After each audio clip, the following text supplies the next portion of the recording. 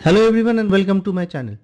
तो आज हम लोग डिस्कस करने वाले हैं कि बहुत ही इम्पोर्टेंट टॉपिक के जिस पे काफ़ी क्वेश्चंस आते हैं और इस टॉपिक का नाम है एसेंशियल मेडिसिन्स। तो इस वीडियो के आखिर तक ज़रूर बने रहिएगा, काफ़ी इंफॉर्मेटिव वीडियो होने वाला है। तो आइए शुरू करते हैं। तो आज का डिस्कशन हम लोगों के इन सारे पॉइंट्स पे होने वाला है।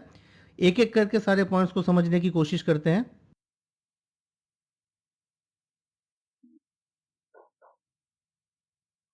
तो आइए हम लोग सबसे पहले ये समझते हैं कि what is essential medicine. Essential medicine का मतलब क्या होता है?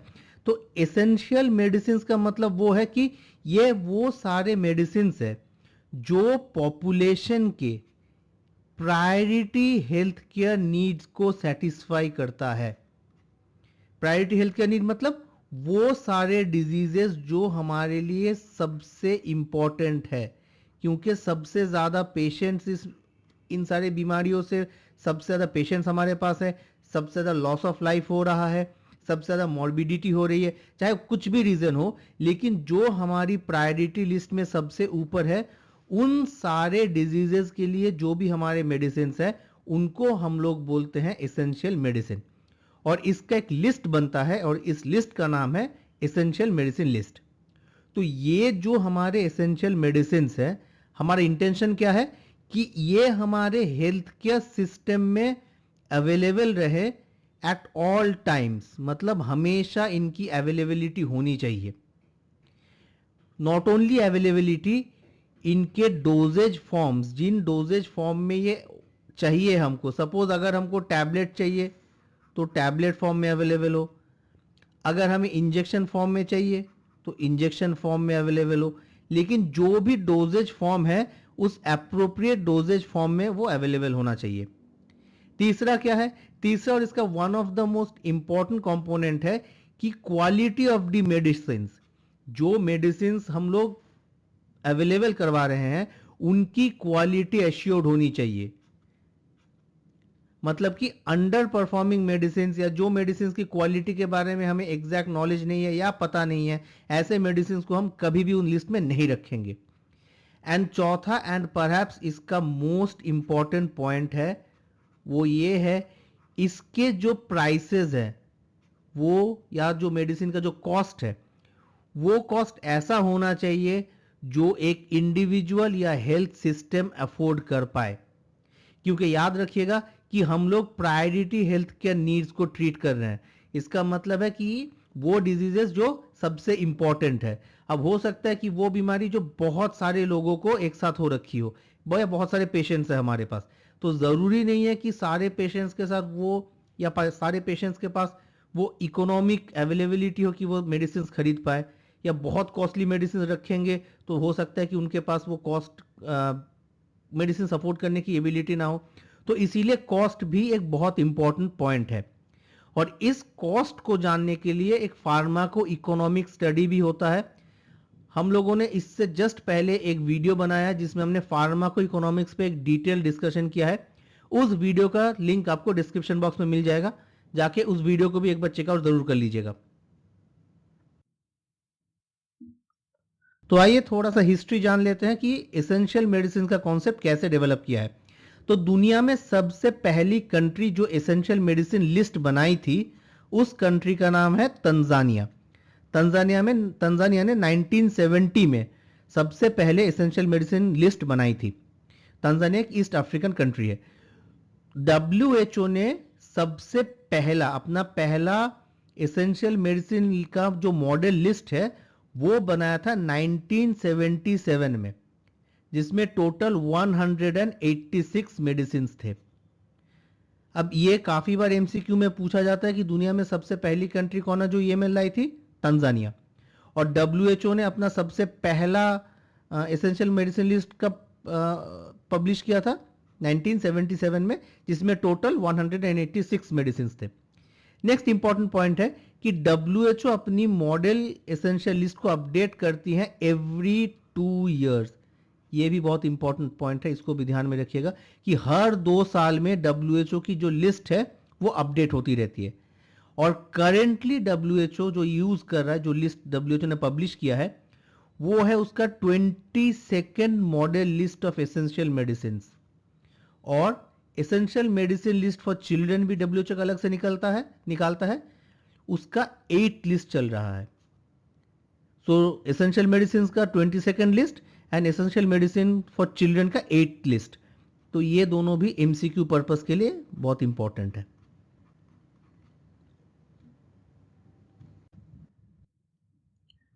अब इंडिया में इसकी थोड़ी सी हिस्ट्री जान लेते हैं। इंडिया में सबसे पहला national list of essential medicine NLEM ये आई थी 1996 में, जिसमें टोटल 279 मेडिसिन थे। और करेंटली जो हम लोग फॉलो कर रहे हैं वो है national list of essential medicine NLEM 2022, और ये इंडिया की 5th लिस्ट है। इससे पहली वाली जो लिस्ट थी वो पब्लिश हुई थी 2015 में। उसके बाद हमने जो नेक्स्ट लिस्ट पब्लिश करी है वो है, और करंट लिस्ट जो है वो है 2022 में। तो चलिए करंट लिस्ट के कुछ इंपॉर्टेंट पॉइंट्स देख लेते हैं, ये भी एमसीक्यू पर्पस के लिए बहुत इंपॉर्टेंट है। तो national list of essential medicine 2022 में हमारे पास टोटल 384 मेडिसिन है। और अगर हमने अपना लास्ट लिस्ट जो मैंने बोला था जो 2015 में जो पब्लिश हुई थी, उस लिस्ट से टोटल 34 मेडिसिन हमने ऐड किया है, और 26 मेडिसिन पुराने लिस्ट से डिलीट हुए हैं। सो नंबर ऑफ मेडिसिन जो ऐड हुए हैं वो है 34, और जो डिलीट हुए हैं वो है 26। और इन 384 मेडिसिन को 27 थेराप्यूटिक कैटेगरी में बांटा गया है। That is total number of therapeutic category, या जिन जिन थेरेपी के लिए मेडिसिन है वो हमारे पास 27 है। और मैंने ऑलरेडी बोला है कि WHO एक अपना मॉडल लिस्ट निकालता है। उस WHO के मॉडल लिस्ट को फॉलो करके और हर कंट्री अपने हिसाब से थोड़ा सा चेंज करके उनके प्रायोरिटी नीड्स के हिसाब से अपनी लिस्ट निकालती है।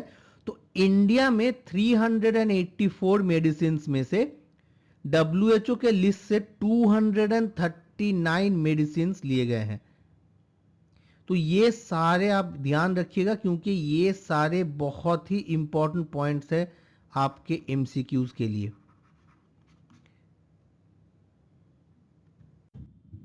नेक्स्ट पॉइंट जो हमको देखना है वो है कि maximum number of medicine NLEM 2022 में जहां पे है वो हमारे पास है एंटी इन्फेक्टिव कैटेगरी में। एंटी इन्फेक्टिव कैटेगरी में टोटल 108 मेडिसिन है, followed by the anti cancer drugs. Anti cancer drug में टोटल 63 ड्रग्स है, तो ये डुप्लीकेशन इंक्लूड करके है। So the most number of medicines is present in the anti-infective category, followed by the anti-cancer drugs. And NLEM में जो भी medicine हमारे अवेलेबल हैं उनको इंडियन हेल्थ सिस्टम में जो 3 टियर हेल्थ सिस्टम है उस हिसाब से कैटेगराइज किया गया है। इंडिया का 3 टियर हेल्थ सिस्टम में प्राइमरी हेल्थ केयर है, सेकेंडरी हेल्थ केयर है और टर्शियरी हेल्थ केयर है। बिल्कुल उसी तरीके से मेडिसिन को भी इन तीनों कैटेगरी में डिवाइड किया गया है, P for primary, S for secondary and T for tertiary. एक बहुत इंपॉर्टेंट पॉइंट यहां पे आप लोग ध्यान रखिएगा कि ये जो national list of essential medicine है NLEM, ये एक डायनामिक प्रोसेस है। ऐसा नहीं है कि आज हमने मेडिसिन का लिस्ट बना लिया और बस हम बैठ गए चुपचाप और हमें कुछ नहीं करना है, क्योंकि आज जो आपकी health care priority health care need है, हो सकता है कि कल जाके वो प्रायोरिटी हेल्थ केयर नीड ना रहे, या तो आज आपने जो मेडिसिन यूज करा हो सकता है उसका ज्यादा चीपर ऑल्टरनेटिव, ज्यादा बेटर ऑल्टरनेटिव कल मार्केट में आ जाए। आज आप जो एंटीबायोटिक को रखे हो सकता है कि उसके मिसयूज की वजह से उसके लिए रेजिस्टेंस डेवलप कर जाए। तो सारे प्रॉब्लम्स आपके जो है वो डायनामिक है, इसीलिए NLEM भी एक डायनामिक प्रोसेस है। और इस NLEM के डायनामिसिटी को मेंटेन करता है एक स्टैंडिंग कमिटी, और ये स्टैंडिंग कमिटी का काम है कि वो ये मेक श्योर करे जो NLEM अभी हम लोग यूज कर रहे हैं वो रेलिवेंट हो हमारे प्रेजेंट सिनेरियो के हिसाब से। नेक्स्ट एक बहुत इंपॉर्टेंट पॉइंट है, वो भी आप ध्यान रखिएगा इसी में, कि अगर किसी भी ड्रग के अलग अलग आइसोमर हो या एनालॉग हो या डेरिवेटिव हो, तो उसका एक डेरिवेटिव यूज होने का मतलब या एक डेरिवेटिव एनएलईएम में इंक्लूड होने का मतलब ये कभी नहीं होता है कि उसकी बाकी सारे आइसोमर्स भी इसी एनएलईएम के पार्ट है। जैसे सपोज हमारे पास एंटी हाइपरटेंसिव मेडिसिन है एम्लोडिपिन। एम्लोडिपिन का एक एनांसियोमर है एस एम्लोडिपिन।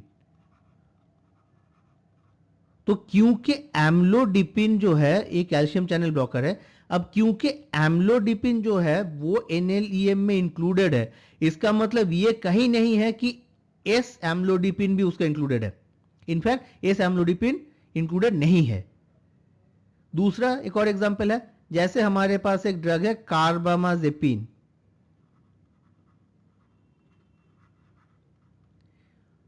और इसी का एक और डेरिवेटिव है या एनालॉग है ऑक्स कार्बाजेपिन। तो जबकि कार्बामाजेपिन एनएलईएम का पार्ट जरूर है, लेकिन उनका एनालॉग ऑक्स कार्बाजेपिन एनएलईएम का पार्ट नहीं है। तो एक कंपाउंड अगर आइसोमर या एनालॉग या उसका डेरिवेटिव फॉर्म में हो, तो एक फॉर्म एनएलईएम में इंक्लूड होने का मतलब ये कभी भी नहीं होने वाला है कि उसके सारे फॉर्म्स भी उसमें इंक्लूड हम मान लेंगे।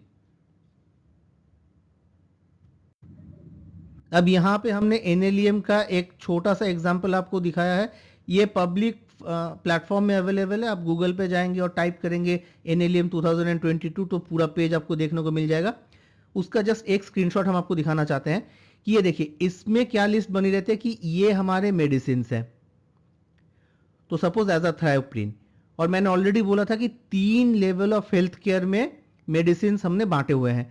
तो एजाथ्रायोप्रिन हम क्या चाहते हैं कि सेकेंडरी हेल्थ केयर सेक्टर और टर्शरी हेल्थ केयर सेक्टर दोनों में हो, और वो कौन से डोजेज फॉर्म में हो, टैबलेट फॉर्म में हो, कि स्ट्रेंथ में हो 25 मिलीग्राम के स्ट्रेंथ में हो और 50 मिलीग्राम के स्ट्रेंथ में हो। तो ये सारी इंफॉर्मेशन एनएलईएम में रहती है। जबकि अब अगर आप हाइड्रोक्सीक्लोरोक्विन को देखेंगे, तो हाइड्रोक्सीक्लोरोक्विन हम चाहते हैं कि प्राइमरी, सेकेंडरी, टर्शियरी तीनों लेवल पे अवेलेबल होने चाहिए, और टैबलेट फॉर्म में 200 और 400 mg। सेम है मिथोट्रेक्सेट का भी। मिथोट्रेक्सेट भी प्राइमरी, सेकेंडरी और टर्शियरी लेवल में हमारे अवेलेबल होने चाहिए टैबलेट फॉर्म्स में, राइट। तो हमको मेडिसिन पता चल जाती है कि कौन से एनएलईएम में है, कौन से लेवल ऑफ हेल्थ केयर में हम एक्सपेक्ट करें कि मेडिसिन अवेलेबल हो, क्या डोजेज फॉर्म होनी चाहिए, क्या स्ट्रेंथ होनी चाहिए, ये सारे लिखे रहते हैं।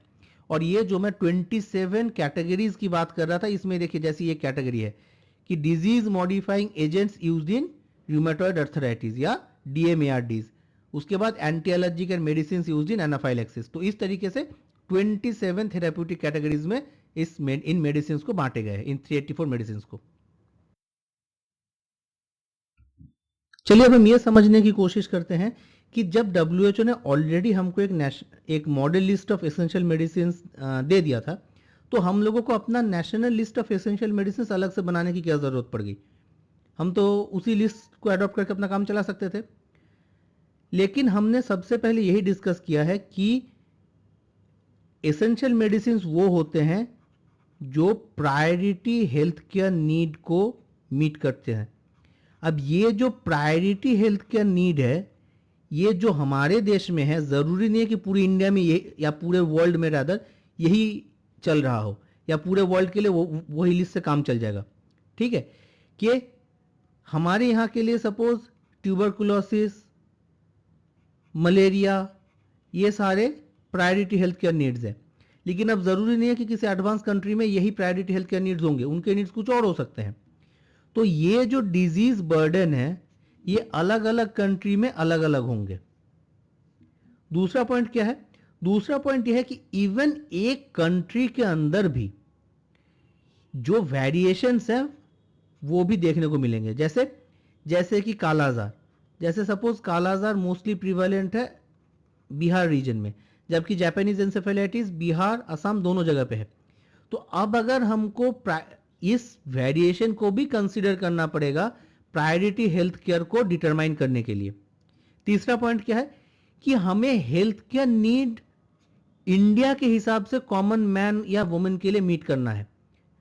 हम पूरी दुनिया का तो इस लिस्ट के साथ नहीं कर पाएंगे, लेकिन इंडिया का जो भी हेल्थ केयर नीड्स है, जो भी प्रायोरिटी हेल्थ केयर नीड्स है, उसको हमें मीट करना पड़ेगा। तो इसीलिए इंडियन सिनारियो के लिए लिस्ट होना बहुत इंपॉर्टेंट है। और चौथा और मोस्ट इंपॉर्टेंट पॉइंट है कि अफोर्डेबिलिटी, कितना मैं मेडिसिन के लिए खर्चा कर सकता हूं, और एसेंशियलिटी कि कितना उसकी जरूरत है, इसका बैलेंस होना बहुत जरूरी है अगर आप ऐसा लिस्ट बना रहे हो तो। जैसे सपोज फॉर एग्जाम्पल, जैसे सपोज के एनीमिया को ट्रीट करने के लिए हमारे पास आईवी में 3 ऑप्शंस है। एक तो हो गया आयरन डेक्स्ट्रन,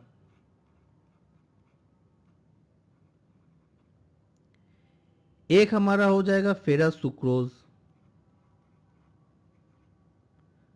और एक हमारे पास हो जाएगा कार्बोक्सी मल्टोज।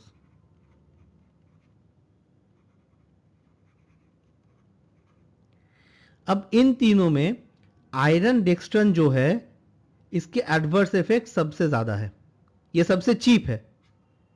आयरन डेक्स्ट्रन सबसे चीप है, लेकिन इसका एडवर्स इफेक्ट सबसे ज्यादा है, एंड ये minimum quantity of elemental iron को देता है। तो हालांकि ये सबसे चीप जरूर है, लेकिन इसकी इफेक्टिविटी आयरन सुक्रोज के मुकाबले कम है।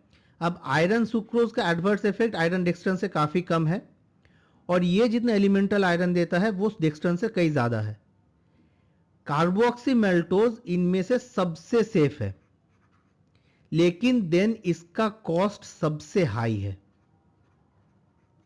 तो अगर हम सारे पॉइंट्स को कंसीडर करेंगे तो एक्चुअली फेरस सुक्रोज लिस्ट में है, आयरन डेक्स्ट्रन और कार्बोक्सी मल्टोज नहीं है। तो यही मैं बोलना चाह रहा था कि बैलेंस हमारा मेंटेन करना पड़ेगा बिटवीन अफोर्डेबिलिटी एंड एसेंशियलिटी। अब NLEM 2022 जो है उनका वो कौन सा मेन पर्पसेस को सॉल्व कर रहा है, एक बार उसको भी देख लेते हैं। कि सबसे पहला तो इस लिस्ट में प्रायोरिटी हेल्थ केयर नीड्स की बात हुई है, और डुप्लीकेशन को मिनिमम टू मिनिमम रखा गया है। तो जब आपका डुप्लीकेशन मिनिमम रहेगा, प्रायोरिटी हेल्थ केयर नीड को सबसे पहले आप इंपॉर्टेंस देंगे, तो रैशनल यूज ऑफ मेडिसिन, अगर हम इस लिस्ट के हिसाब से चले तो रैशनल यूज ऑफ मेडिसिन काफी प्रमोट होने वाला है। नेक्स्ट पॉइंट क्या है कि क्वालिटी हम एश्योर कर रहे हैं। हमने पहले ही बोला है कि quality must be assured NLEM के लिस्ट में मेडिसिन आने के लिए। तो एक सेफ और एक इफेक्टिव ट्रीटमेंट हम दे सकते हैं प्रायोरिटी डिजीज कंडीशंस के लिए। नेक्स्ट, जब आप नेसेसिटी को, कॉस्ट को, सारी चीजों को आप बैलेंस कर रहे हो, तो आपका जो हेल्थ रिसोर्सेज है इस देश में वो भी ऑप्टिमाइज्ड हो जाएगा, क्योंकि हमारा नीड, हमारा कॉस्ट दोनों के दोनों बैलेंस फॉर्म में चल रहे हैं। एंड ये जो NLEM है, ये बहुत इंपॉर्टेंट डॉक्यूमेंट हो सकता है, गाइडिंग डॉक्यूमेंट हो सकता है रादर बाकी स्टेट गवर्नमेंट्स के लिए, कि वो अपने अपने प्रायोरिटी के हिसाब से एक मेडिसिन की लिस्ट बनाए।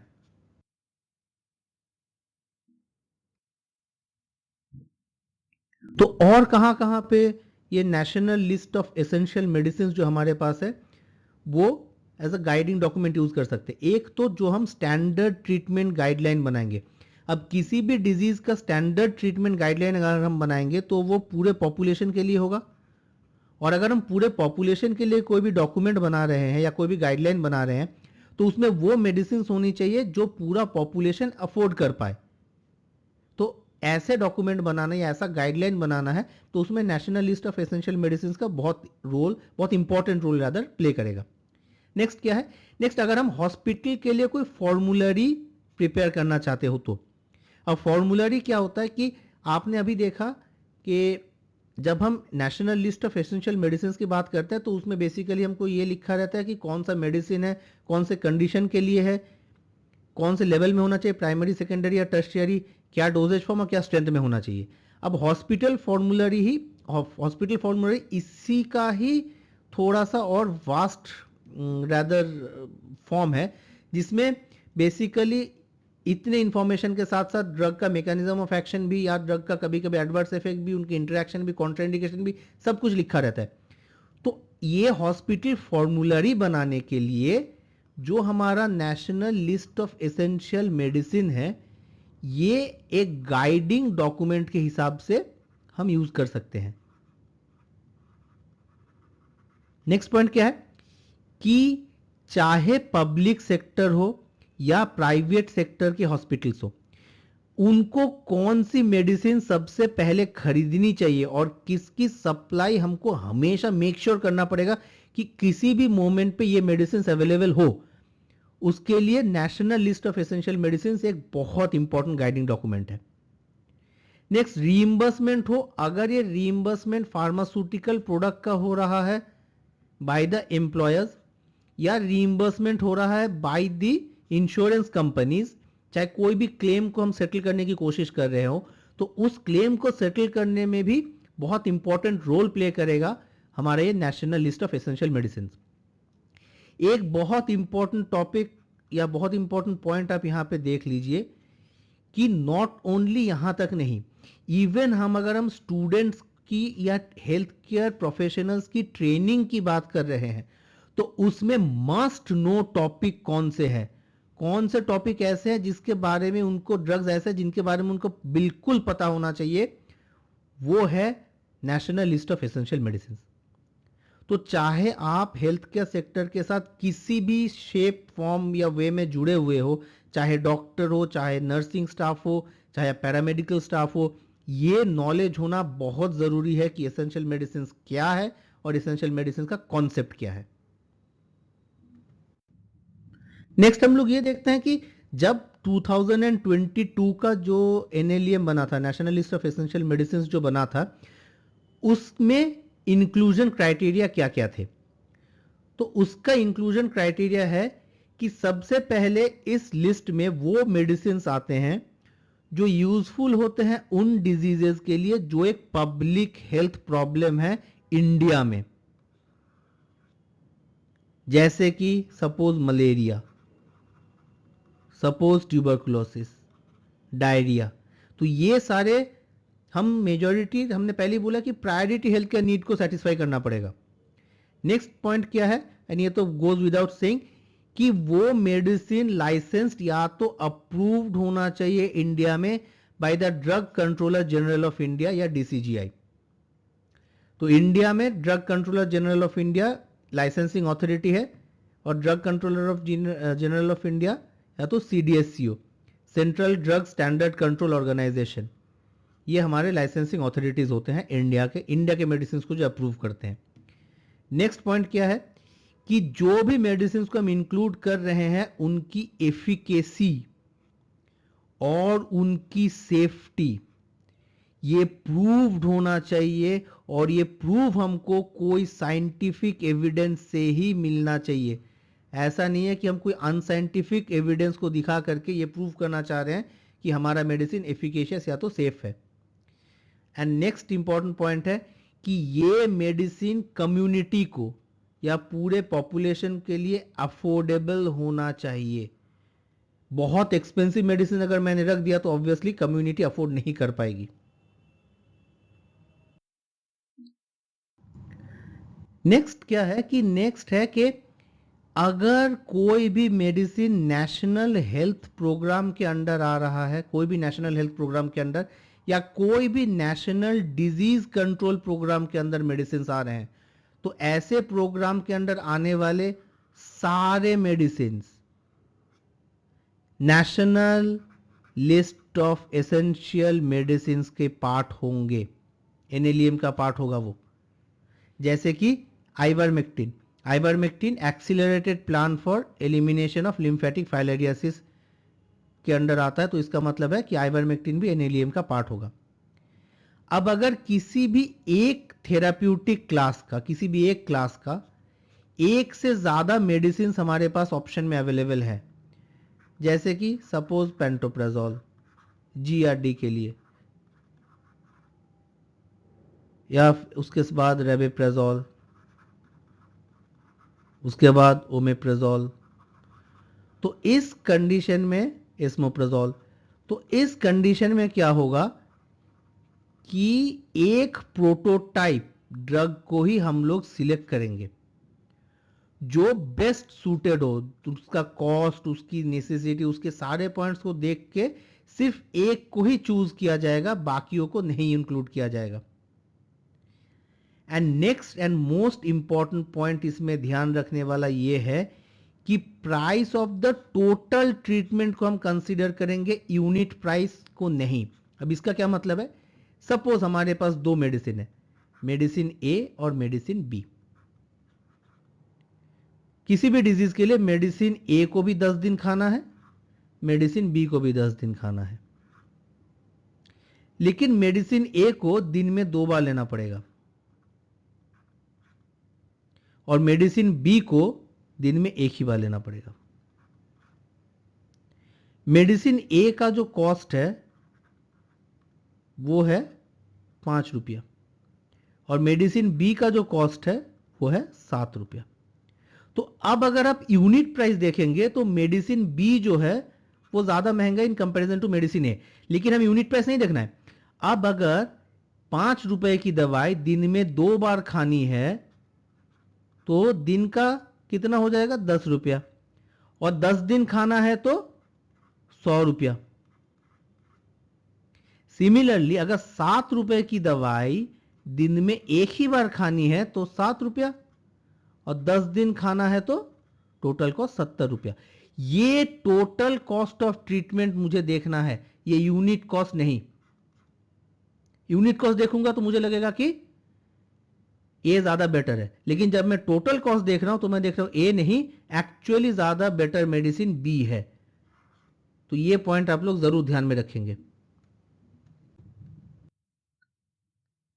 यूजुअली हम लोग फिक्स डोज कॉम्बिनेशंस को इंक्लूड नहीं करते हैं, एक्सेप्ट फॉर ऐसे कंडीशंस में जहां पे फिक्स डोज कॉम्बिनेशंस का क्लियर कट बेनिफिट है, पेशेंट का कंप्लायंस बेटर है, एडवर्स ड्रग रिएक्शंस को कर्टेल करने में या कम करने में मदद करता है, जैसे कि ट्यूबरकुलोसिस हो गया, जैसे कि एचआईवी हो गया।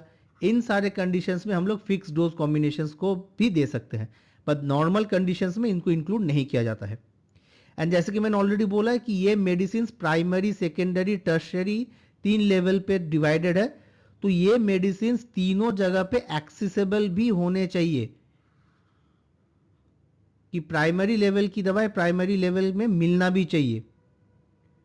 तो ये सारे वो लिस्ट है जो क्राइटेरिया है कि हम किसी भी ड्रग को national list of essential medicine में इंक्लूड कैसे करेंगे। तो आइए अब हम वो क्राइटेरियाज देखते हैं जिन क्राइटेरियाज के बेसिस पे एक मेडिसिन को national list of essential medicine या NLEM से हटा दिया जा सकता है। सबसे पहले तो वो मेडिसिन जो अभी इंडिया से बैन हो चुकी है, अगर ऐसी मेडिसिन हम लोग नया लिस्ट बनाएंगे तो ऐसे मेडिसिन को हम लोग डिलीट कर देंगे। नेक्स्ट पॉइंट क्या है कि अगर मेडिसिन, जो भी मेडिसिन उसमें इंक्लूडेड है, अगर उन मेडिसिन के सेफ्टी को लेकर के मुझे थोड़ा सा भी डाउट है तो ऐसे मेडिसिन को हम लोग डिलीट कर देंगे। नेक्स्ट पॉइंट क्या है कि अगर मुझे कोई ऐसा मेडिसिन मिला जिसका एफिकेसी, सेफ्टी प्रोफाइल और कॉस्ट इफेक्टिवनेस पुराने मेडिसिन से ज्यादा बेटर हो, जैसे कि सपोज हमारे पास एक मेडिसिन है ए और एक मेडिसिन है बी, तो ए जो है ये national list of essential medicine या NLEM का पार्ट है। उसके बाद एक नई मेडिसिन आई बी, और जो बी आई ये ज्यादा एफिकेशियस है, इसका सेफ्टी प्रोफाइल ज्यादा बेटर है या ज्यादा सेफ है, और ये ज्यादा कॉस्ट इफेक्टिव है। तो ऐसे कंडीशन में हम लोग ए को लिस्ट से हटा देंगे और बी को इंक्लूड कर लेंगे। इसीलिए इससे पहले भी मैंने बोला था कि हमारा जो NLEM होता है वो स्टैटिक नहीं, डायनामिक कॉन्सेप्ट है। नेक्स्ट पॉइंट क्या है कि जो डिजीज के लिए हमने मेडिसिन को रखा था वो अभी के डेट में पब्लिक हेल्थ कंसर्न नहीं है, क्योंकि हमको पता है कि national list of essential medicine या एसेंशियल मेडिसिन का कॉन्सेप्ट ही प्रायोरिटी हेल्थ केयर नीड के लिए है। तो आज अगर कोई भी बीमारी प्रायोरिटी हेल्थ केयर नहीं है तो ऐसे के लिए, ऐसे बीमारियों के लिए जो भी मेडिसिन होगा उसको हम लोग हटा देंगे। नेक्स्ट पॉइंट क्या है कि अगर एंटी माइक्रोबियल रेजिस्टेंस डेवलप करेगा। जो भी ड्रग को मैंने अब लिस्ट में रखा था उस ड्रग के against anti microbial resistance develop कर गया है, तो ऐसे कंडीशन में उस ड्रग को लिस्ट से हटाना पड़ेगा। तो आज के लिए यहीं तक दोस्तों। अगर वीडियो के यहां तक पहुंच चुके हो तो एक लाइक तो जरूर बनता है, वीडियो को शेयर करना, हमारे चैनल को सब्सक्राइब करना जरूर, और बेल आइकन को दबाना मत भूलना ताकि अपकमिंग हर वीडियो का नोटिफिकेशन सबसे पहले आप तक पहुंचे। कमेंट बॉक्स में हमको जरूर लिख के देखो और कौन कौन से टॉपिक पे हम लोग डिस्कस कर सकते हैं। मिलते हैं अगले वीडियो में, तब तक के लिए goodbye and take care.